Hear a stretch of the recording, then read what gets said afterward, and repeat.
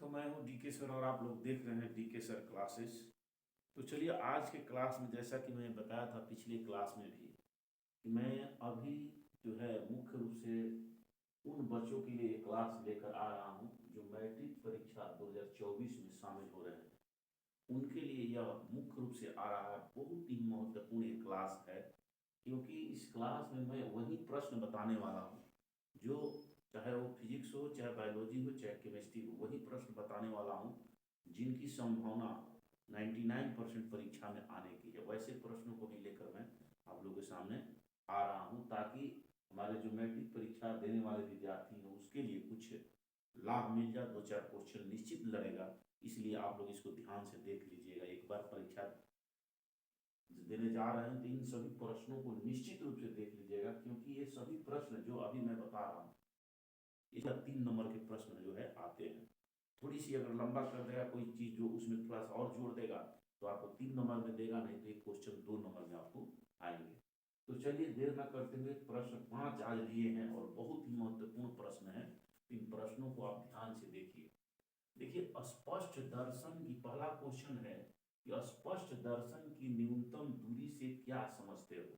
अब देखिए इसमें ये भी एक पूछ देता है कि स्पष्ट दर्शन की न्यूनतम दूरी से क्या समझते हो, और कभी कभी इसी क्वेश्चन को पूछ देता है कि स्पष्ट दर्शन की न्यूनतम दूरी कितनी होती है। मैं दोनों प्रश्न को बता देता हूँ। देखिए स्पष्ट दर्शन, स्पष्ट देख, अब समझ में आ रहा है, शब्द से ही पता चल जा रहा है कि स्पष्ट दर्शन, स्पष्ट दर्शन का मतलब यह स्पष्ट देखने की दूरी कितनी होती है, यानी कोई वस्तु को हम अपने नेत्र से कितनी दूरी पर रखें कि यह वस्तु हमको बिल्कुल स्पष्ट दिखाई पड़े। तो कह रहा है कि नेत्र से वह न्यूनतम दूरी, नेत्र से वह न्यूनतम दूरी जहां पर रखी गई कोई वस्तु स्पष्ट दिखाई देती है उसे क्या कहते हैं, स्पष्ट दर्शन की न्यूनतम दूरी कहते हैं। एकदम याद कर लीजिए, एक बार सुन लीजिए, याद हो जाएगा। नेत्र से वह न्यूनतम दूरी, माने हमारे ये नेत्र हो गया, नेत्र से वह न्यूनतम दूरी जहां पर रखी गई वस्तु का ना प्रतिबिंब, यानी हमें नेत्र पर स्पष्ट बनता है, हमें स्पष्ट दिखाई देती है, इसीलिए उसको कहा जाता है। तो नेत्र से वह न्यूनतम दूरी जहां पर रखी गई वस्तु हमें स्पष्ट दिखाई देती है, तो इस दूरी को कहते हैं न्यूनतम दूरी। यानी नेत्र से यह न्यूनतम दूरी है जहां पर अगर वस्तु को रख कर हम देखें तो स्पष्ट दिखाई देगी। जैसे अभी पेन है, कलम मार्कर है, देखिए इसको अब हम अपने नेत्र से यहाँ ला रहे हैं, उतना स्पष्ट नहीं है, यहाँ ला रहे हैं, थोड़ा सा और बढ़ा रहे हैं, देखिए यहाँ पर जब आया तो एकदम बिल्कुल स्पष्ट दिखाई दे रहा है। तो इसका मतलब कि यह दूरी जो है न्यूनतम दूरी हो गई जहां पर हमारे नेत्र से रखी गई वस्तु स्पष्ट दिखाई देती है। तो स्पष्ट दर्शन की न्यूनतम दूरी जो हमारे नेत्र से न्यूनतम दूरी होती है जहां पर रखी गई वस्तु का प्रतिबिंब स्पष्ट दिखाई देता है, स्पष्ट हमारे नेत्र पर बनता है, तो इस दूरी को कहते हैं स्पष्ट दर्शन की न्यूनतम दूरी। याद कर लीजिए इसको। यह स्पष्ट दर्शन की न्यूनतम दूरी जो होती है वो 25 सेंटीमीटर होती है। कभी कभी ये भी पूछ देता है, तो इसको भी देखिए, ये हमारे नेत्र से ऐसे करके देख लीजिए, इस दूरी को नाप लीजिए, ये 25 सेंटीमीटर के लगभग होगी, तो यह हमको स्पष्ट दिखाई देगी। तो स्पष्ट दर्शन की न्यूनतम दूरी आप समझ गए होंगे। अब चलिए देखिए लेंस की क्षमता से क्या समझते हो। ये भी बहुत महत्वपूर्ण प्रश्न है, कई बार पिछले आप लोगों सालों में देखिएगा पूछा हुआ है। तो लेंस की क्षमता से क्या समझते हो। तो देखिए लेंस की क्षमता क्या होती है कि लेंस उस लेंस की फोकस दूरी, उस लेंस की फोकस दूरी का क्या होता है, व्युत्क्रम होता है। यानी लेंस के फोकस दूरी के व्युत्क्रम को हम लेंस की क्षमता कहते हैं। फिर से याद कर लीजिए कि लेंस के फोकस दूरी के व्युत्क्रम को लेंस की क्षमता कहते हैं। लेंस की क्षमता को हम लोग डायोप्टर में व्यक्त करते हैं, लेंस की क्षमता को डायोप्टर में लिखते हैं। यानी लेंस की क्षमता, लेंस की क्षमता बराबर, अब लेंस की 1 बटा में लेंस की फोकस दूरी एफ, यानी लेंस की क्षमता जो है उसके फोकस दूरी के व्युत्क्रम होगा। तो अब मान लीजिए लेंस की क्षमता जो है, मान लीजिए कि 10 है, 10 सेंटीमीटर है लेंस की क्षमता, जो है लेंस की फोकस दूरी है 10 सेंटीमीटर। तो अब लेंस की क्षमता जो हम डायोप्टर में निकालते हैं तो लेंस की क्षमता अगर निकालेंगे पावर, तो 1 बटा में अगर इसकी फोकस दूरी 10 है तो 10 बैठा दिए, तो इस तरह से भागा पड़ा तो क्या होगा, 0.1 डायोप्टर, 0.1 डायोप्टर हो गया। यानी यही लेंस की क्षमता होगा, यही लेंस की क्या हो गया, क्षमता हो गया। यानी P बराबर 1 बटा में ये लिख दिया आपको 10, और 10 में 1 में 10 के भागा पड़ा 0.1 D डायोप्टर, इसको कहते हैं डायोप्टर। डायोप्टर कभी कभी पूछ देता है, कभी कभी ये ध्यान रखिए, कभी कभी क्वेश्चन पूछ देता है कि लेंस की क्षमता का एसआई मात्रक क्या होता है। लेंस की क्षमता का एसआई मात्रक होता है डायोप्टर। कभी कभी इसी डायोप्टर को ही पूछ देता है इसी पर, लेकिन इस पर आएगा। तो लेंस की क्षमता से क्या समझते हो, तो लेंस के फोकस दूरी, लेंस के फोकस दूरी के व्युत्क्रम माने उल्टा 1/1 व्युत्क्रम को लेंस की क्षमता कहते हैं। इसका एसआई मात्रक डायोप्टर होता है। अगर परीक्षा में आपको याद करने के लिए मैथ बना देता है, न्यूमेरिकल दे देता है कि लेंस की फोकस दूरी इतना है और इसका लेंस की क्षमता ज्ञात करें, तो आपको क्या करना है, ये सूत्र प्रयोग करना है। लेंस की क्षमता बराबर 1/1, इसको इससे निकाल लेना है। तो चलिए ये हो गया, लेंस की क्षमता की चर्चा कर दी मैंने। अब आप प्रतिरोध, प्रतिरोध किसे कहते हैं, तो देखिए क्या होता है, प्रतिरोध का मतलब विरोध समझ लीजिए, विरोध। जब किसी विद्युतीय परिपथ से, ये विद्युतीय परिपथ है और इससे हम धारा प्रवाहित करते हैं, जब विद्युत धारा जब हम लोग प्रवाहित करते हैं, तो क्या होता है कि इसके जो ये पदार्थ है, जैसे माने लोहा का तार है, एल्युमिनियम का तार है, तो ये तार के अंदर बैठे हुए कण, सभी छोटे छोटे कण जो है इस धारा के प्रवाह में, इस धारा के प्रवाह में रुकावट डालते हैं।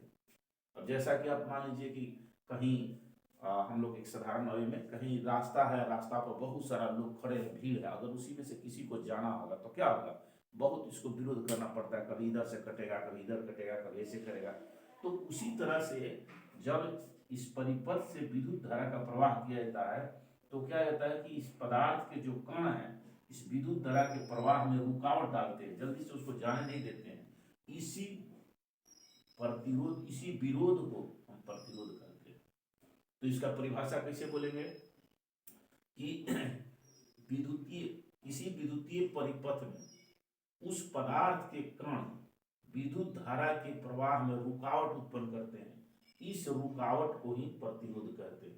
यानी विद्युतीय परिपथ में, किसी विद्युतीय परिपथ में उस पदार्थ के कण जिससे वो बना है, उस पदार्थ के कण विद्युत धारा के प्रवाह में रुकावट उत्पन्न करते हैं।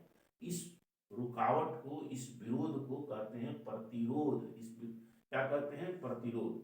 कहे विद्युतीय परिपथ में जो कण होते हैं, विद्युतीय परिपथ जिन पदार्थों से बना होता है उसके कण उस विद्युत धारा के प्रवाह में रुकावट उत्पन्न करते हैं, तो उसको हम लोग कहते हैं। जैसे इसको मोटा से समझना, मान लीजिए कि ऐसा इतना विद्युतीय परिपथ हो गया, इसमें बहुत सारे इसके पदार्थों के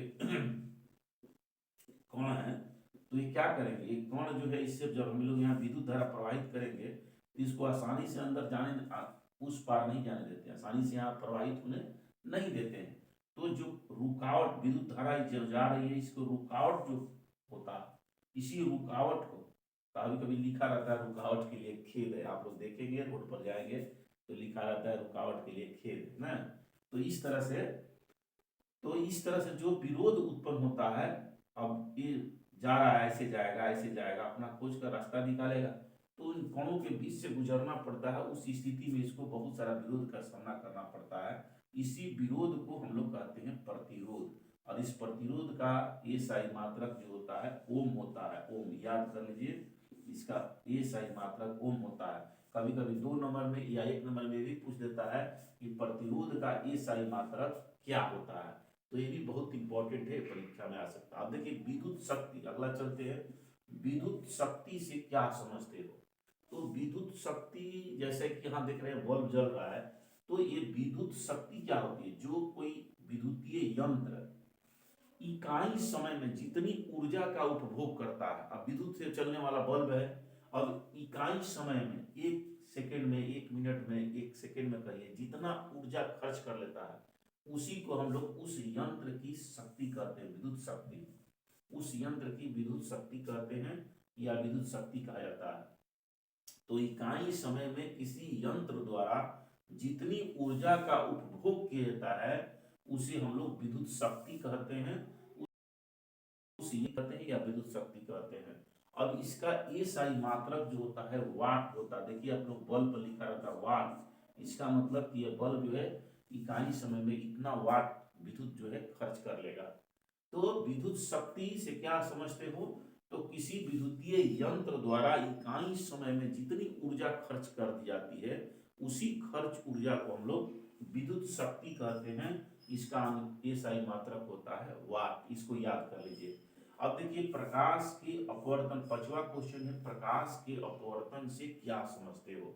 तो देखिए क्या होता है, प्रकाश किरण जब एक माध्यम से दूसरे माध्यम में प्रवेश करती हैं तो क्या करती है कि अपने पूर्व पथ से विचलित हो जाती है। अब प्रकाश किरण है, अब देखिए यहां से प्रकाश किरण ऐसे प्रवेश करती है, तो जब अपना एक माध्यम से, ये माध्यम दूसरा है और ये माध्यम दूसरा है, अब मान लीजिए कि ये हवा है और ये कांच में, ये कांच है, दूसरा माध्यम हो गया, कांच में प्रवेश करती है। तो कांच से जब हवा से कांच में प्रवेश करती है तो निश्चित है कि जैसे इसमें जा रही थी उस पथ से नहीं जाएगी, ये जो आगे चल करके ऐसे झुक जाएगी। देखिए इसको जाने का पथ था ऐसे, लेकिन सीधा, और लेकिन यह झुक गई, ऐसे नहीं गई, इसका पथ देखिए नीचे की तरफ झुक गई। तो इसी झुकाव को हम लोग कहते हैं अपवर्तन। जब प्रकाश किरण एक माध्यम से दूसरी माध्यम में प्रवेश करती हैं तो अपने पूर्व पथ से, जो उसका पथ था उस पूर्व पथ से विचलित हो जाती है। इस विचलन को हम लोग कहते हैं प्रकाश का, अच्छा इस नियम को कहते हैं प्रकाश के अपवर्तन। इस नियम को क्या कहते हैं, प्रकाश के अपवर्तन। फिर से एक बार सुन लीजिए, जब कोई प्रकाश किरण एक माध्यम से दूसरे माध्यम में प्रवेश करती हैं तो अपने पथ से विचलित हो जाती है, इसे ही प्रकाश का अपवर्तन कहते हैं। और जितने कोण से विचलित होती है इस कोण को कहते हैं विचलन कोण। ध्यान रखिए, कभी कभी विचलन कोण भी पूछ देता है, विचलन कोण किसे कहते हैं ये भी पूछ देता है, विचलन कोण। तो कभी कभी पूछ देता है कि विचलन कोण किसे कहते हैं, तो प्रकाश किरण एक माध्यम से दूसरे माध्यम में प्रवेश करती हैं तो अपने पूर्व पथ से जितने कोण से विचलित हो जाती है इसी कोण को कहते हैं विचलन कोण, नाम में ही परिभाषा है। तो इस तरह से आज आप लोगों को 5 महत्वपूर्ण प्रश्न बताए जो मैट्रिक परीक्षा 2024 में आने की इसकी 100% संभावना है। इन सभी प्रश्नों में से अगर मान 4 प्रश्न बताए, हो सकता है कि आपको इसमें से 2 प्रश्न लड़ जाए, 1 प्रश्न लड़ जाए, निश्चित आएगा। इसलिए आप इन सभी प्रश्नों को आसानी से बहुत बढ़िया से देख लीजिएगा और परीक्षा में तब जाइए, आपकी भरपूर तैयारी रहेगी। तो चलिए बहुत बहुत धन्यवाद। मैं यही कहूँगा आप सभी विद्यार्थियों से जो भी डीके सर क्लासेस को देखते हैं, कम से कम अपने हित मित्र, आपके रिलेशन में जो लोग भी मैट्रिक परीक्षा दे रहे हैं, कहीं फुआ के लड़के हैं, कहीं मौसी के लड़के हैं, कहीं मामा के, कोई जो भी दे रहे हैं, कम से कम एक लड़का और एक लड़की के पास इसको शेयर कर दीजिए ताकि वो क्वेश्चन को देख ले और उनका अच्छा से परीक्षा चला जाए। चलिए बहुत बहुत धन्यवाद, फिर मिलते हैं अगले क्लास में।